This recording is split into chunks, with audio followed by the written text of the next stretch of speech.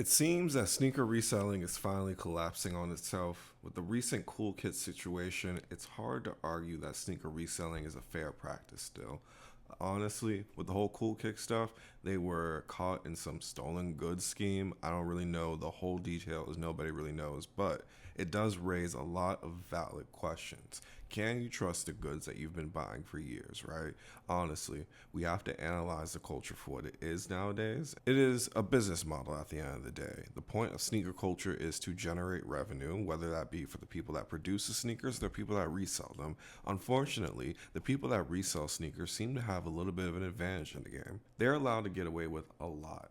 The recent situation with Cool Kicks, allegedly they were caught buying stolen goods. They may have bought it from somebody else and then they were trying to sell it to other people. These goods include unreleased merchandise that has yet to be made public. They were able to get sneakers way ahead of time, aka scalping. They were backdooring sneakers, getting them ahead of time, able to adjust the prices and make them look rare, all this fake exclusivity. This has been going on in sneaker culture forever, so the fact that it's getting highlighted in 2025 is no surprise to me. Sneaker culture used to be about showing off your cool kicks, no pun intended. Now it's about who's getting exposed for what, or who's wearing what's real and what's fake, and whether you can really trust the resellers. StockX has been accused of selling fakes for years. They're the biggest sneaker distributor on the resale end of things, and with them and Cool Kicks being put in a hot seat, it seems like we really have to break down sneaker culture and analyze it for what it is. And just to be clear, we don't know if Cool Kicks was selling fake kicks, but it really is a legitimate question to ask of all sneaker resellers. Are you guys really selling what's real? Are you selling what's fake? Or do you even own what you got? Did you get it by illegal means? Did you steal it? It's just really hard to be a sneakerhead nowadays. You have to really analyze everything that you buy and where you're buying it from, and you have to get it from somewhere where you can trust it. It just seems like every day there's some news piece that really makes us question the market, question its legitimacy, and ultimately change the way we buy sneakers. The culture just seems to be tired of reselling. It has become the biggest weight on the culture. Everybody seems to fall into this category of retailer bust nowadays because when we go out and we buy sneakers for a high price, it makes us question whether we're getting taken advantage of. When you combine this with the fact that a lot of news pieces have shared the fact that a lot of sneaker resellers are involved in either stolen goods or fake goods, it makes you wonder, why are you paying such top dollar for something that isn't even worth it at the end of the day? Unless you plan on reselling these sneakers, the only appeal they have to you is their looks. People rather wear Walmart Avias than pay money for resale sneakers, and I don't blame them. The sneakers are cheaper, they're more available, they look good. Nowadays, people are much more wise and mature when it comes to their purchasing decisions.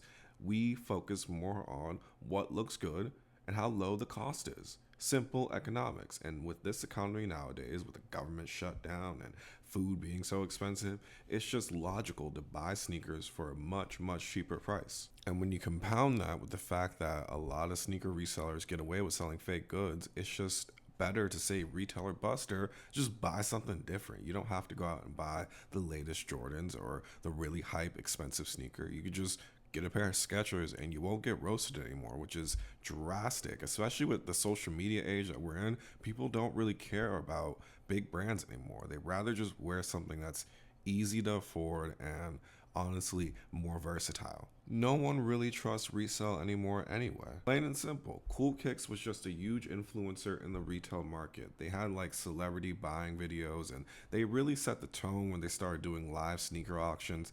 It's a shame that they have been caught up in some bad allegations, but it really allows us to dissect the culture and question it for what it is. They were the heart of the legit checking videos, the shop with me videos, the celebrities or the influencers. They had a big part of determining what direction the culture was going in.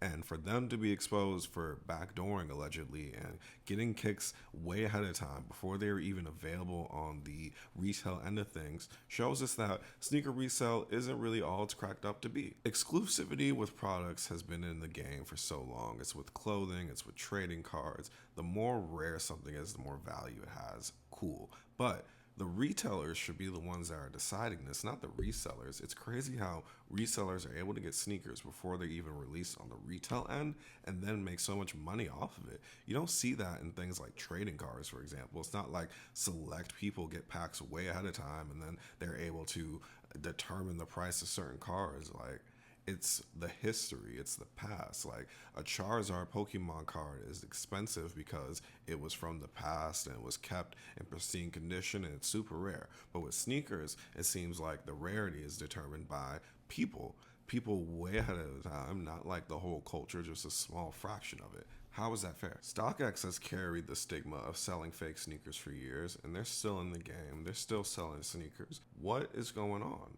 They have been exposed so many times, even by Nike, but people choose to buy from them still. And I think it is a lot of resellers just reselling to resellers, and it's just like a big old Spider-Man meme of goods being passed between one redistributor to another. And people are realizing there's ways around paying resale for a sneaker. Maybe you just don't have to own that sneaker if you can't get it for retail.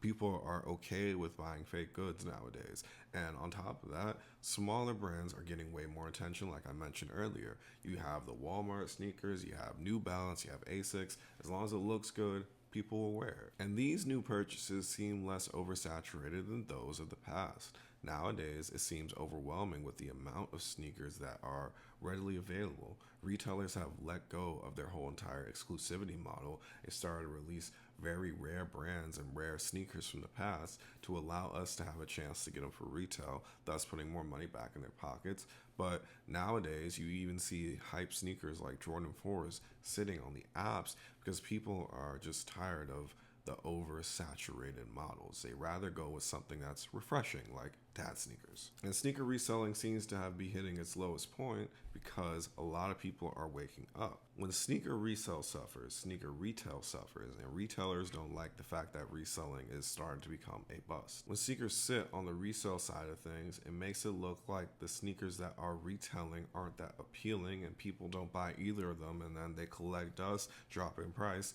cycle repeats, and then you have a broken business model. Why is this happening? Because people are realizing their voice has power and they're collecting more information about the goods that they're buying. Hence the whole news pieces about Cool Kick, StockX, and other sellers. They make you question what is going on. Whether these allegations are true or not, people still have very valid concerns to raise about the goods they've been purchasing for years. I do believe that sneaker resale is on a shift downward because people can't trust the things that they're buying, and sneaker culture is also changing to be more about just wearing what is fashionable and accessible and affordable. People really just want to wear things that make them look good and they feel confident and comfortable. They're not concerned with hype nowadays because it's so easy to get fakes that are one of one. It really doesn't matter where you got your sneakers from or how much you paid for them. It's about how you put it fit. The moral values seem to align with just getting things fairly, whether you buy them fake or whether you get them on the retail end. People don't want to support a business model that just stops certain people from getting goods. Like, how fair is that? And regardless of what happens with the whole Cool Kick situation, whether they are the heart of this whole entire underground sneaker scheme or whether they're innocent, the questions and the concerns that have been raised are going to be valid and they're going to remain. People are going to really start diversifying the way they get their goods, especially with the economy headed in the trend that's heading in. A lot of people aren't seeing sneakers as this like needed necessity per se, and the whole entire idea of buying multiple sneakers a month or multiple sneakers in a year is kind of dwindled. I think the Christmas season, the holiday shopping season will prove to be profitable for sneakers, but after that, a lot of people are going to be tired of just collecting and collecting and collecting for very little purpose. There's no monetary gain to be gained from all this. To many, monetary value isn't really the real reason they got in the game to begin with, and with the whole sneaker resale crumbling, people are going to start wearing and keeping their sneakers for a longer period of time because the incentive to sell them is going to be gone. There's no guarantee when you buy sneakers for resale. You don't know what you're getting. There's no authenticity per se. I mean, other than the platform itself, you don't have all these other big companies backing up the legit check claims. So you're really just taking a risk whether you buy sneakers for retail or you get them used. You don't know what you're buying. But this is the whole point of this channel. We're just going to break down the whole entire sneaker culture and fashion culture and resale culture and all these other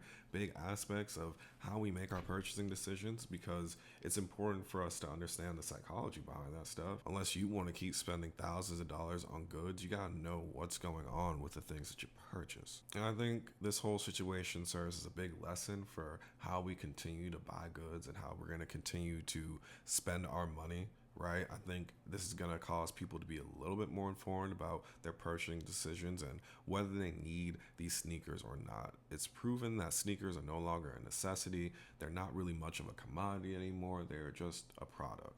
At the end of the day, you choose which product you want to keep, how often you want to get that product, but the whole entire need of a big sneaker closet, I mean, come on now. More sneakerheads are born every single day. There are more people who are getting into sneakers, and the more people that are just generally into sneakers, the less there is of a need of knowing this history behind sneakers and getting the super expensive and super hype sneakers. You can just wear things that are just cool and comfortable. And that's the whole point of being a sneakerhead, is to diversify your collection, wear things that you like, and feel good when you're wearing them.